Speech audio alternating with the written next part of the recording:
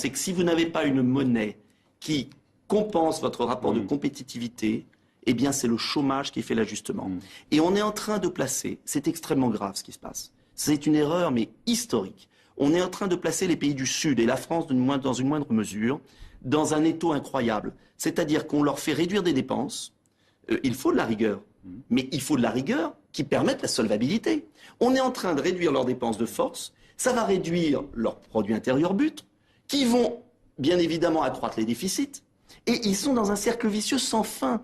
Mais on a des exemples devant nous. On a l'exemple de l'entre-deux-guerres, on a l'exemple de l'Argentine, on a l'exemple de la Suède.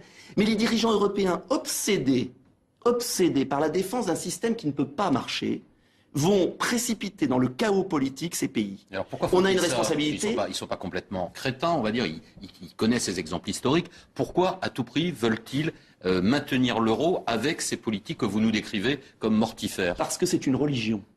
C'est devenu une religion, un dogme. Comment voulez-vous qu'une oligarchie qui gagne, parce qu'il ne faut pas s'y tromper. Qu'est-ce que vous voulez dire par là? Une oligarchie qui a mis la main sur l'Europe. Qui gagne. Non, mais qu'est-ce que vous voulez dire par là? Vous avez les principales multinationales, les banques, parce que ces plans n'aident pas les pays, ils aident les banques. Et une fois que les banques auront retrouvé leurs biens, les contribuables français et allemands paieront la dette de la Grèce. Les banques, ce que j'appelle ces dirigeants en apesanteur, messieurs Barroso et consorts, qui ne représentent personne, qui n'ont jamais été élus. Plus des dirigeants européens qui sont leurs collaborateurs. Et je pèse mes mots. Cette petite classe... Les dirigeants européens élus. Élus, oui. Qui trahissent leur peuple. Ces dirigeants européens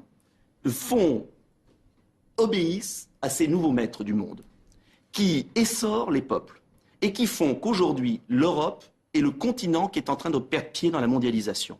Parce que si ces gens nous préparaient à la mondialisation, s'ils investissaient dans l'avenir, s'ils préparaient la voiture électrique de demain, si l'Europe avait une capacité à aller vers l'avant, mais moi je serais favorable. Mais rien, zéro.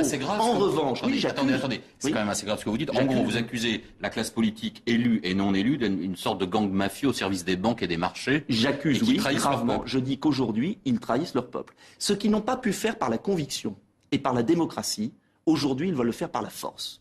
Ce faisant, ils discréditent la politique. Et on voit les niveaux d'abstention.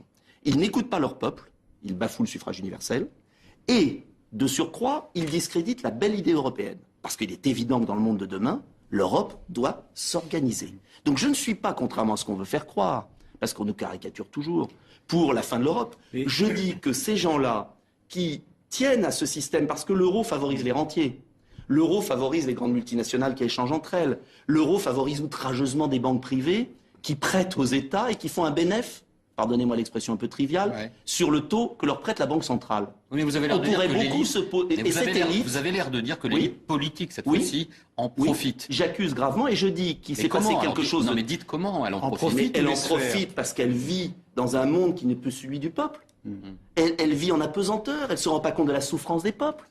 C'est très facile quand, comme M. Strauss-Kahn, on est entre Washington, Paris, les grands de ce monde. Ce sont la nouvelle noblesse d'État. C'est la nouvelle noblesse d'État. Mais est-ce qu'ils voient que le peuple gronde, que le peuple souffre, et que leur système n'est même pas efficace? Alors c'est facile de demander de la rigueur quand on place des pays dans une situation impossible. Il faut de la rigueur. Moi, je ne suis pas pour pas faire d'économie budgétaire. Il y a des gaspillages, bien sûr. Mais il faut le faire intelligemment.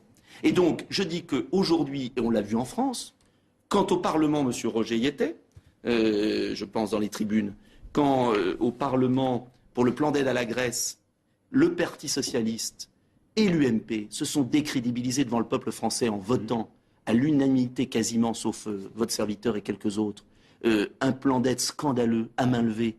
Mais est-ce que vous... et qu'après, le lendemain, ils votent une rigueur inacceptable. Mais ils sont fous. Ils vont nous précipiter vers un chaos politique. Donc je dis que ces gens-là ont perdu le sens de la mesure. Mais ils ne le font pas. Je pense qu'ils le font, comment vous dire, ils sont sincères pour certains. Ils le font au nom de l'Europe. Mais l'Europe, il faut qu'elle marche. C'est bien de faire au nom de l'Europe, mais il faut qu'il y ait un sens. Donc moi je demande simplement qu'ils regardent, qu'ils ouvrent les yeux et qu'ils arrêtent d'être prisonniers de cette oligarchie et qu'ils servent les peuples. Et là on construira une Europe solide.